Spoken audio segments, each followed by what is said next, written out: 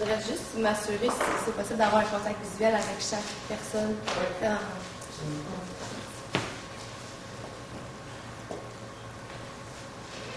Alors bonjour, laissez-moi tout d'abord vous remercier de nous avoir confié ce mandat. Mon équipe et moi avons travaillé en synergie afin d'apporter des solutions qui conviendront à vos attentes. Alors sans plus tarder, laissez-moi vous présenter mon équipe. Nous sommes Novaco, représenté par Éric Dacosta-Medeiros, Pierre-Luc Lacombe, ainsi que moi-même, Valérie Renaud. Alors, vous nous avez demandé de vous recommander une option optimale afin de réduire la difficulté d'accès à l'aéroport Pierre-Elliott-Trudeau. Donc, nous avons tout d'abord fait une analyse plutôt qualitative, ensuite quantitative, pour amener des solutions ainsi que des recommandations à vous offrir. Si on peut poursuivre. Alors, notre objectif principal est d'amener une solution réalisable à court terme. Comme on le sait, bientôt, la capacité maximale de l'aéroport de les vols va atteindre sa pleine capacité.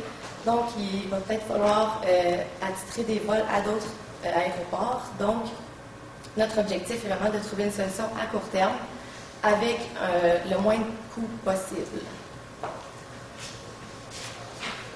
Donc, la situation actuelle à Montréal, ce qui se passe, on a des travaux sur l'échangeur routier Turcot, ce qui fait en sorte qu'il y a un rétrécissement d'une voie de circulation, donc ce qui amène un embouteillage monstre aux heures de pointe, donc ce qui peut faire en sorte de retarder certains clients pour leur vol à l'aéroport.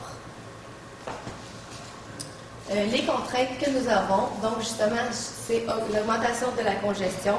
Ça peut prendre de 45 à 60 minutes pour un passager pour se rendre à l'aéroport.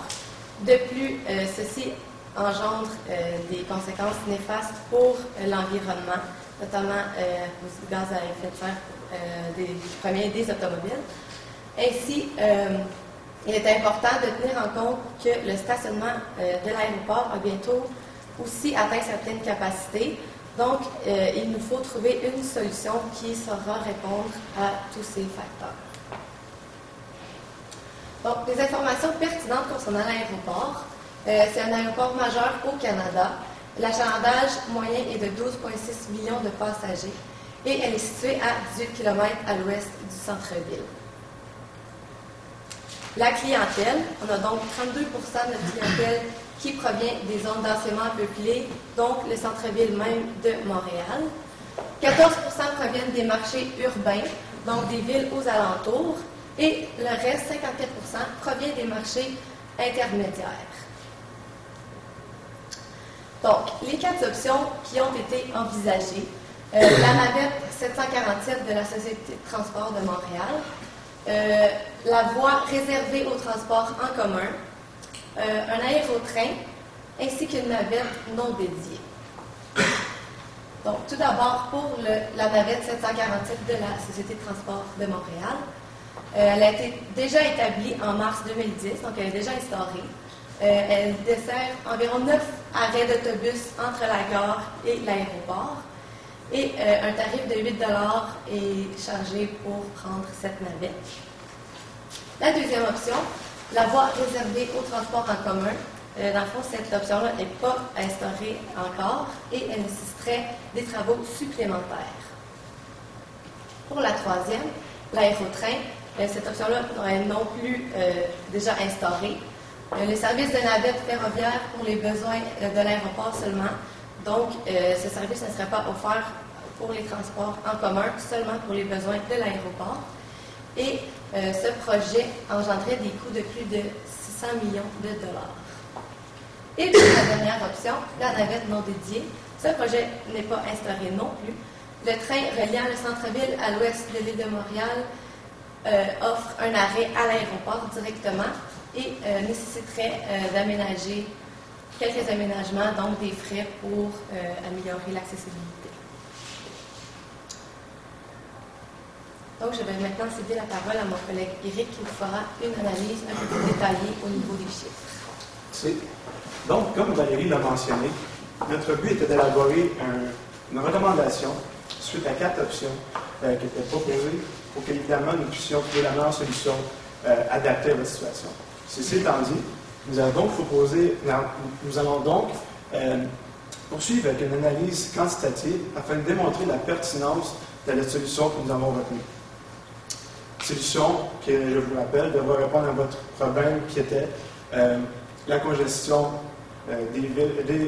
des routes de Montréal et ainsi que la demande accrue pour le stationnement de votre aéroport. Donc, plusieurs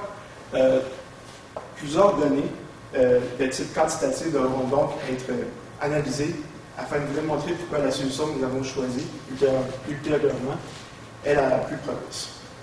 Donc, l'aéroport Trudeau est caractérisé par une demande de type saisonnière. Comme vous le voyez, le trimestre 3, qui représente les mois d'été, a une demande beaucoup plus élevée. On parle de 28%. Et le trimestre 4, juste après, a une demande beaucoup plus basse, soit 22%. La pertinence de ces données est que notre solution devra prendre en compte de cette demande qui varie au fil de l'année, afin qu'elle puisse répondre aux besoins de tous les passagers au fil de l'année, comme je l'ai mentionné. De plus, la demande est de type croissante. Effectivement, au fil des années, elle va augmenter. Comme on voit dans le petit tableau préparé, en 2016, qui est quelques années à venir, on parle de 16 millions de passagers, comparativement à 12,6 millions en ce moment, ce qui est une augmentation de 27%. En 2030, on parle de 19 à 20 millions, ce qui est une augmentation de 59%, ce qui est très marqué. Plusieurs conséquences face à cette augmentation de la demande auront lieu. Premièrement, évidemment, le débit routier de Montréal va augmenter, ce qui est déjà le problème, ce qui veut dire que la solution devrait être vite et adaptée en conséquence de cette demande qui augmente et qu'elle pourrait donc être implantée assez rapidement. De plus, la capacité maximale sera bientôt atteinte. Deux conséquences sont reliées à cette capacité maximale qu'on atteindra aux alentours de 2035. Premièrement, nos investissements face à la solution retenue devront être rentables. De plus,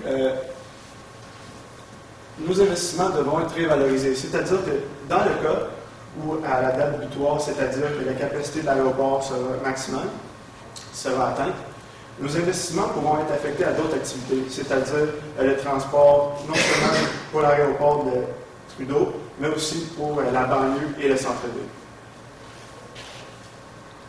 Donc finalement, ce tableau représente une petite comparaison des trois solutions, trois des solutions qui nous étaient proposées. Donc la première, une voie réservée. Comme Valérie le mentionnait, c'est une voie supplémentaire construite pour les navettes. Donc, les avantages sont que 20% des passagers pourraient utiliser cette méthode, ce qui représente une assez grande part de marché. De plus, le temps de transport serait réduit. On parle de 22 minutes, comparativement à de 45 à 60 minutes pour la navette de type conventionnel. Les inconvénients sont qu'évidemment, il y aura beaucoup plus de congestion, puisque la voie sera affectée simplement pour le transport de ces navettes. Donc, bref, il y aura une voie de moins pour la circulation normale, si on peut dire. De plus, cette méthode sera extrêmement coûteuse puisqu'il faudra construire une voie supplémentaire du centre-ville jusqu'à l'aéroport. La deuxième Une deuxième option proposée était la navette non dédiée. Donc, l'avantage majeur de cette solution est que les infrastructures seront réutilisables. Et comme je vous l'ai mentionné plus tôt, ceci est un aspect important, puisque dans le cas où l'aéroport sera, la capacité de l'aéroport sera atteinte au maximum, grâce à cette méthode, nous pourrons affecter le transport autrement, c'est-à-dire nous allons pouvoir utiliser cette méthode pour déplacer les gens au centre-ville et en banlieue, non seulement pour l'aéroport Trudeau. Les inconvénients sont qu'ils n'ont aucune desserte directe à l'aéroport, donc la méthode n'est pas entièrement affectée au problème de congestion et ainsi l'amélioration du transport à l'aéroport. Et les trains ne seront pas adaptés au transport pour les passagers, c'est-à-dire qu'ils ne seront pas adaptés pour transporter leurs bagages et ainsi de suite. Finalement, la dernière solution, celle de l'aérotrain, est que 1,7 million de transports pourront être évités sur les routes de Montréal, et donc une partie du problème serait réglée, c'est-à-dire qu'il y aurait beaucoup moins de congestion sur les routes. De plus, une grande fréquence des va-et-vient serait faite, c'est-à-dire à chaque 20 minutes, les passagers pourraient être apportés à l'aéroport. Finalement, cette méthode est aussi très coûteuse. De plus, comme on le sait, le stationnement représente une grande partie du revenu de l'aéroport Montréal-Trudeau, de 12 à 17 %. Donc, l'utilisation de cette méthode, c'est-à-dire l'aérotrain, diminuerait l'utilisation du stationnement et donc on perdrait une certaine partie de nos revenus. Ceci étant dit, je vous ai présenté les solutions, je laisse donc la place à Paris qui va nous parler de la solution retenue. Merci. Donc, à la lumière de ce que mes collègues vous ont soulevé comme solution, il est important de savoir qu'il y a une solution que nous avons retenue, c'est-à-dire la solution des navettes 747. Donc, pourquoi cette solution? C'est simple. Premièrement, elle est déjà instaurée, comme vous le saviez, et elle a beaucoup d'avantages. Donc, en premier lieu, il y a un avantage qui est justement de la fréquence de passage. Donc, il y a un départ à tous les 12 minutes, à tous les 12 minutes en moyenne de les stations. De plus, il y a 9 arrêts. Donc, la navette s'arrête à 9 arrêts au courant de son trajet. Donc, ça permet aux passagers d'embarquer à plusieurs niveaux. De plus, les autobus de cette navette sont déjà munis d'équipements spécialisés afin de contenir et de conserver les bagages assez lourds. De plus, cependant, il y a aussi des inconvénients à cette méthode. Ces inconvénients sont reliés d'autant plus à la file d'attente extérieure des gens. Donc, à chaque station, les gens doivent attendre plusieurs minutes avec de gros bagages à l'extérieur. Donc, c'est sûr que dans les temps plus froids, donc environ en moyenne 6 mois par année, c'est assez difficile. Donc, c'est pour ça que c'est un inconvénient. De plus, un autre inconvénient est relié aussi à... Alors... Si je peux poursuivre, peut-être l'autre inconvénient, c'est que le coût est de 8 $. Cependant, on accepte juste la monnaie. Donc, dans le fond, c'est un inconvénient pour les gens qui ne traînent pas toujours des sous dans leur poche. On sait qu'aujourd'hui, on a bien utilisé les cartes de crédit et on n'a pas toujours de la monnaie sur nous. Donc, dans le fond, c'est ce qui est l'inconvénient de... Exactement. Donc, il doit absolument avoir, le passager, avoir de la monnaie liquide. Donc, nos recommandations, c'est fort simple. On a 3 recommandations. Donc, la première recommandation est celle de, premièrement, instaurer, afin de minimiser les inconvénients, justement, peut-être à chaque station, avoir une espèce de cabine de 15 par 15, munis de chauffe-eau. Donc, les clients pourront bénéficier au moins de la chaleur dans les temps plus froids. Ce coût représente environ entre 6 000 et 7 000 $ par cabine, soit fois 9 cabines qu'on va devoir installer. Donc, il y aura un frais approximativement de 54 000. L'autre recommandation aussi qu'on tient également aujourd'hui à vous faire est d'instaurer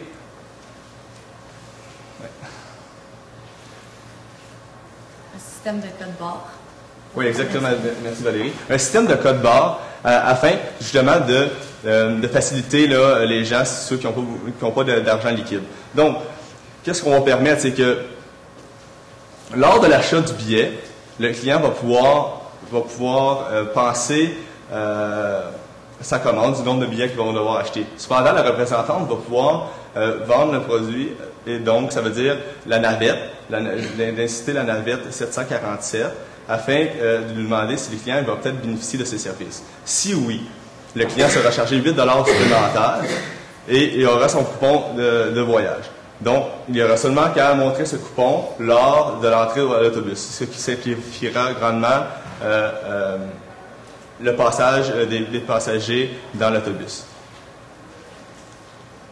Également, si la personne refuse, mais c'est simple, ça veut dire que peut-être ces passagers-là n'auront pas affaire avec le système de la navette qui mène du centre-ville à l'aéroport. Alors,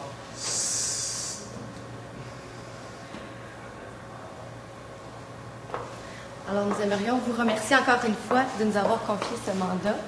Nous avons donc choisi une solution qui répondait à l'objectif d'une courte durée à moindre frais.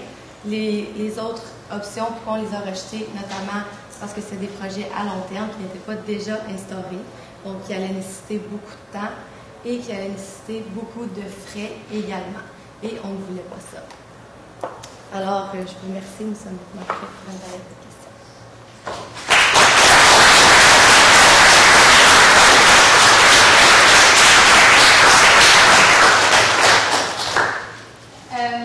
Ma question pour vous, au niveau de votre objectif principal, c'était en lien avec l'achalandage dans l'aéroport, donc le trafic, la congestion. Est-ce que vous considérez que votre solution répond à cet objectif-là? Est-ce que le fait d'améliorer le service de navette va permettre de diminuer la congestion?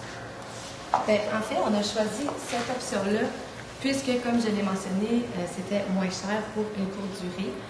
La construction, c'est pas quelque chose qui va être à long terme. Oui, ça prend du temps, mais je veux dire, quand le tout va être bien réparé, le système de navette va toujours fonctionner et va être une solution qui va fonctionner. Alors, nous pensons que c'est la meilleure solution pour cette raison. Et de plus, à long terme, on va devoir déplacer des vols à d'autres aéroports. Donc, il est important pour nous de ne pas dépenser une grande somme d'argent et beaucoup de temps pour un projet qui se réaliserait à long terme, mais qui, au fait, ne serait pas utile pour la situation.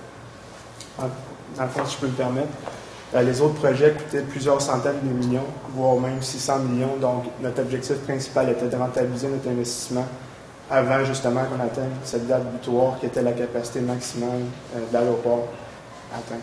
Donc, c'était vraiment important pour nous qu'on n'entreprenne pas un projet, puis que de toute façon, de manière inévitable, l'aéroport va être à pleine capacité un jour et que peut-être le projet serait fait. On aurait pu faire un projet à moindre coût. Court terme, c'est quoi pour vous? C'est jusqu'à quelle année? 3 ans. 3 ans. Ok. Et pour la capacité de le bus, je pense que c'est assez pour satisfaire la demande dans les 3 ans. En fait, la demande va être croissante. Si on peut remarquer, je pense qu'elle a été instaurée en 2010. Donc, en 2010, je crois qu'il y avait 500 passagers qui empruntaient la navette. Ça a monté, je pense, en 1 an ou en quelques mois à 2500. Et maintenant, aujourd'hui, je pense que c'est 3500. Donc, c'est sûr qu'il y a une espèce de croissance qui va continuer au fil des ans. Donc, pour l'instant, on a le même nombre actuel de navettes. Cependant, ça pourrait être peut-être un projet là, à moyen terme de concevoir peut-être d'avoir plusieurs navettes. Ou en tout cas, du moins là, plus de navettes. Plus de services. Donc, vous considérez que présentement, pour faire face à, parce qu'en tout cas, moyen terme, vous parlez peut-être de 2-3 ans, je présume, vous considérez que, par exemple, pour la prochaine année ou les 2 prochaines années, il y a une capacité résiduelle dans les autobus qui fait en sorte que si on met des abribus, on améliore la convivialité du paiement. À ce moment-là, on va attirer un peu plus de clientèle qui va combler la capacité résiduelle. Comment vous voyez ça?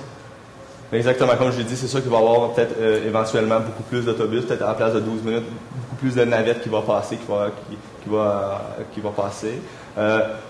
Aussi, on pense aussi, le côté pourcentage, en ce moment, ça représente 8% des passagers qui partent du centre-ville à l'aéroport. Donc, c'est sûr qu'on s'attend à une augmentation du pourcentage, donc peut-être soit entre 15 et 20%. Donc, c'est sûr qu'on va devoir penser à augmenter la navette. Cependant, comme le projet est un peu dans le but de minimiser les coûts en raison d'un peu de 2030 là, qui s'envisage peut-être la fin de l'aéroport Elliott Trudeau. Pas la fin, mais le déplacement de vol, parce que la capacité maximale sera atteinte. C'est pour ça qu'on va peut-être éventuellement diminuer peut-être le temps de service peut-être de 12 minutes à 7 minutes. Okay, la fréquence exactement des navettes. En tout cas, avec une voie réservée, ils disent que c'est 20 minutes de transport. Mais eux, ils vont se la voie réservée, c'est sûr. Oui, c'est ça.